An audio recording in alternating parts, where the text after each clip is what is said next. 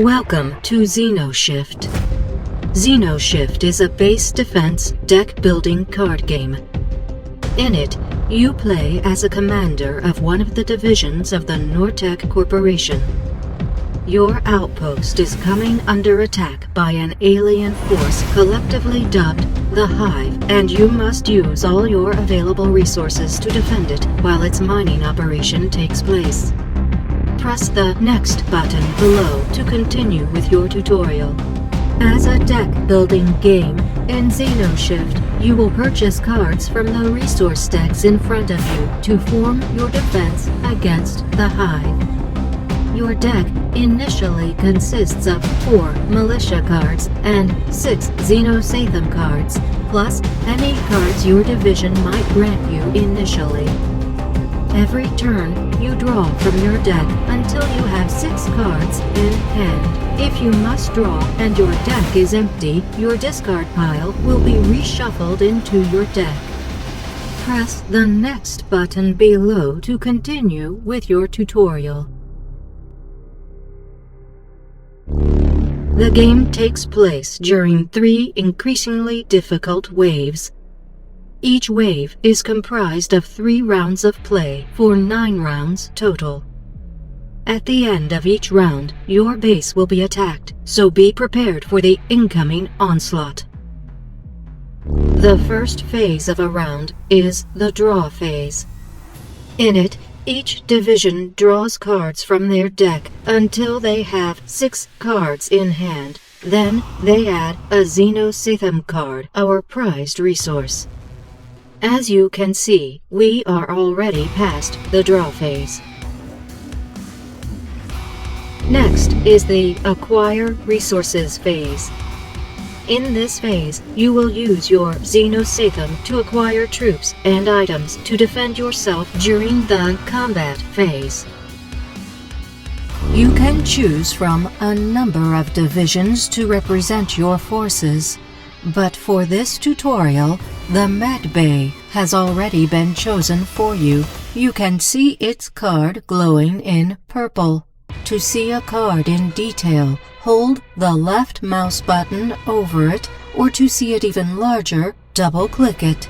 You can also right-click a card for a quicker zoom. Double-click your division card now. It is glowing purple. You may need to hide the tutorial panel to see it. To do so, just click the question mark on the top right of the screen. Very good! As you can see, your division has abilities that progressively unlock as the game advances in waves. Right now, you can use its first ability to make a medical item cost 1 less XenoShyft. This is very useful if we are to have enough power to defeat the Hive this round, so click that ability now to activate it. It is good. As you can see, the valid targets for this ability are now glowing green, so let's make a med pack cost 1 less XenoShyft. While targeting, you can still hold the left mouse button over cards to inspect them closely. So find the med pack amongst the cards that are glowing green and click once to target it. You may have to close this tutorial panel. Excellent! That med pack now costs only 1 XenoShyft, down from 2. Mind you, this cost reduction is only for the next med pack purchased, but any player can make use of it. Always remember your division abilities. They can mean the difference between life and death. Now, let's acquire our discounted med pack. But wait, look at the top of the screen. You currently have 0 XenoShyft to spend. That's because you haven't played the XenoShyft cards you have in your hand. To play instant cards or XenoShyft cards, just drag them anywhere outside your hand. Go ahead, play all the XenoShyft cards in your hand.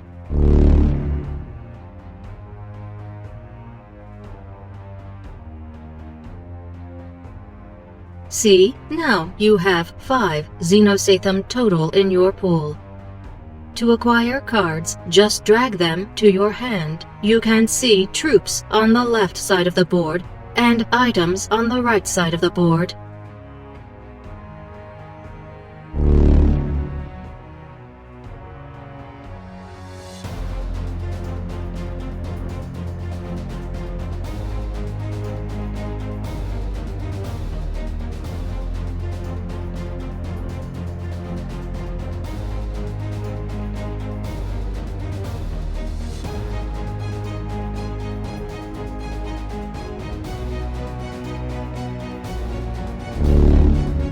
To have a better view of the game. Very good. You can also use your mouse wheel to zoom in and out.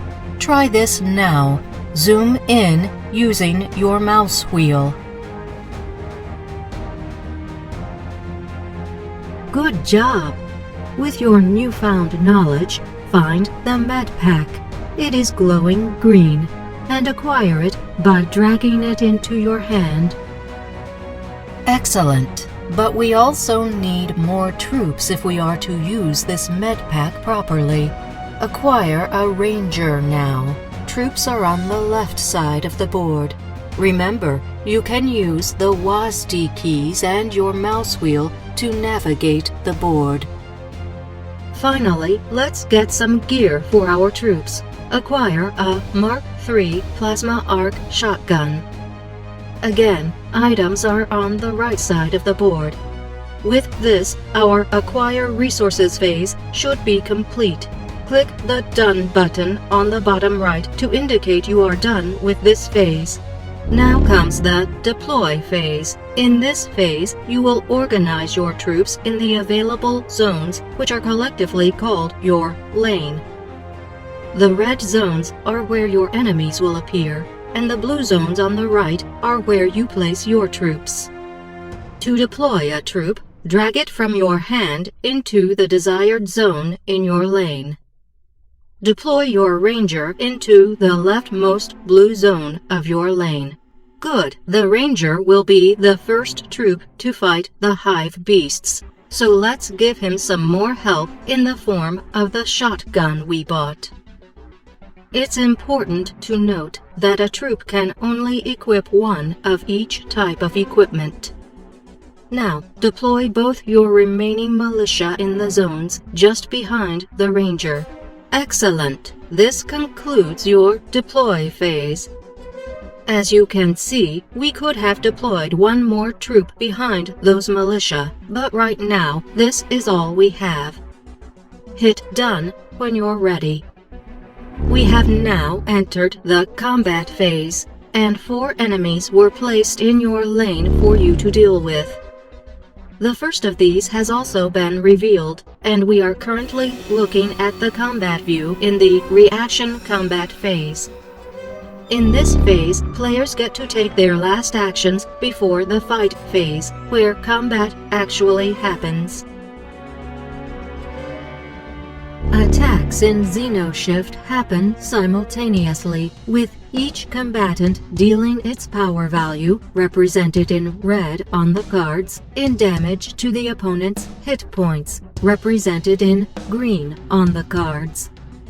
This is repeated until one or both of the combatants are dead. In this case, you can see our ranger would easily take out this gatherer and suffer only 2 damage, leaving it to fight another day. Since this spells a win for us, let's just hit Done on the bottom right and see it unfold.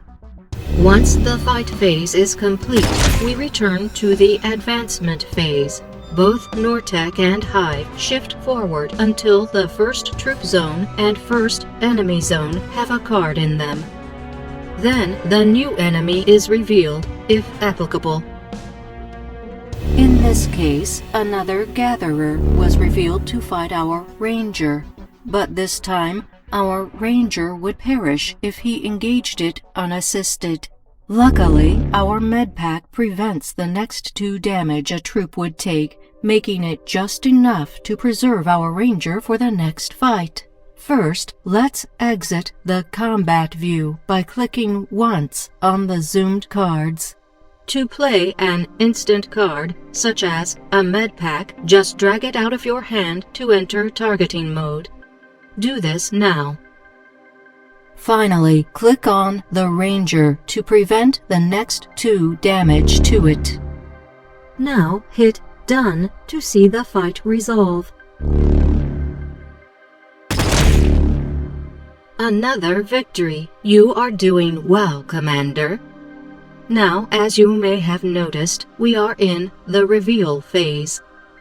The reveal phase happens when an enemy is turned face up and has a reveal effect. As you can see, this smoker has an effect that would shift it to the last spot in the enemy lane. The smoker also grants every other enemy in its lane +1 attack power, which can spell doom to our troops unless dealt with. Luckily, we have just the thing to stop its reveal effect, the plasma arc shotgun. Some types of equipment and troops have abilities that can be activated during the combat phase, and such is the case with the shotgun. Beware though, Commander, most abilities cannot be used during the reveal combat phase. An item or troop will indicate if they can be used to respond to reveal effects. Now click once on the zoomed cards to close the combat view, and then double-click the shotgun to have a closer look. As you can see, the shotgun has the ability to outright cancel an enemy's reveal effect. This will leave the smoker where it is, allowing our ranger to kill it right now, even if the shotgun is discarded. To activate the shotgun's ability, click on its text box. You can now target the smoker to cancel. Now press Done to end the reveal phase. Since we have no more actions to take, press Done to watch the trade between the smoker and ranger.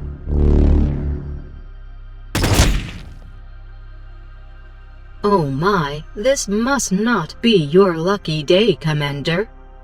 That creature is an overseer, a boss of the hive. Bosses are rare but much more powerful enemies that you may face in your battles. Our remaining militia can deal with it, but if you read the overseer, you'll see they'll be burned, and more gatherers will appear for you to deal with. Burned cards aren't simply discarded, they are removed from the game entirely. Since we've run out of options, let's watch this resolve. Press the Done button until the overseer is dead.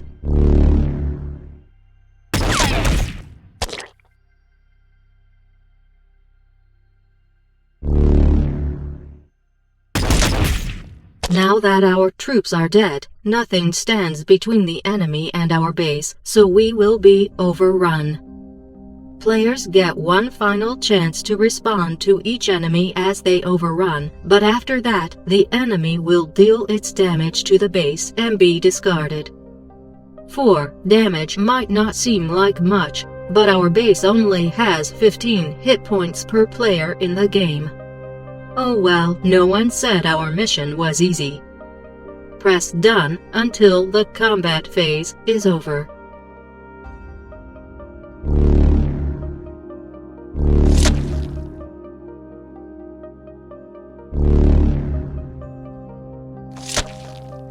Once the combat phase is over, we come to the wrap-up phase. During the wrap-up phase, players can discard whatever cards they have left in their hand if they so desire. Once the wrap-up phase is done, a new round will begin. After every 3rd round, a new wave begins, and if you can survive 9 rounds, you'll win the game.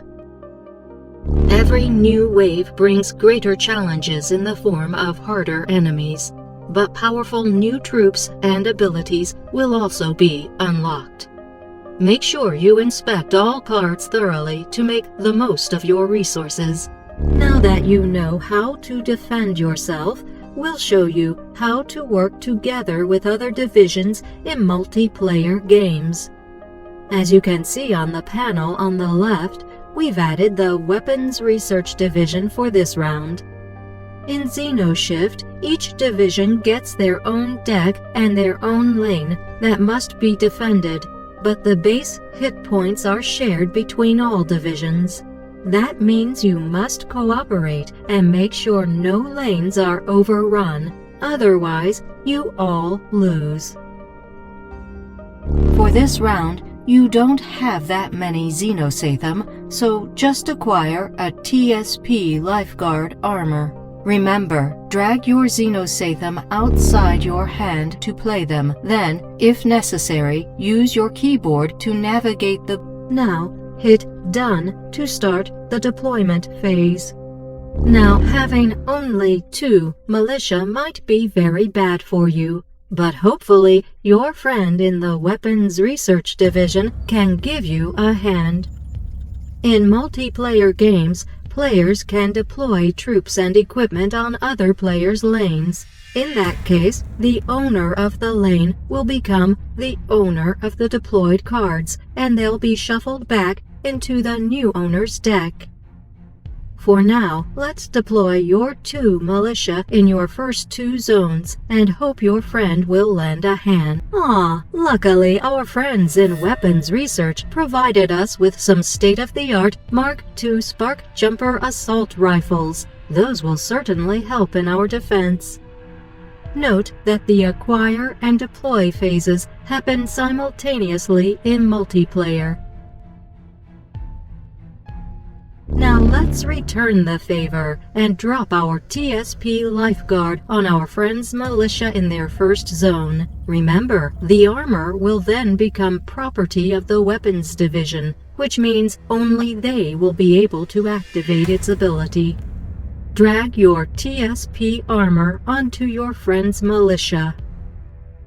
Hit Done until the first enemy is revealed, and let's see how combat unfolds.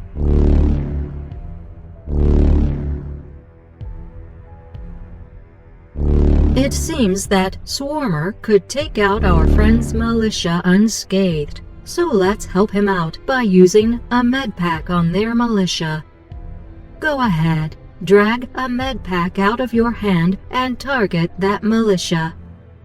Very good. As you can see, you can interfere with combat in any lane. In a multiplayer game, this kind of cooperation is essential if you are to defend the NorTec base. You now have enough information to conduct your defense, Commander.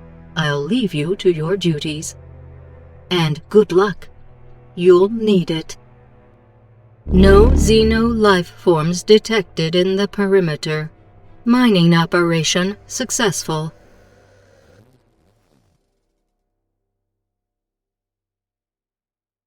No Xeno life forms detected in the perimeter. Mining operation successful.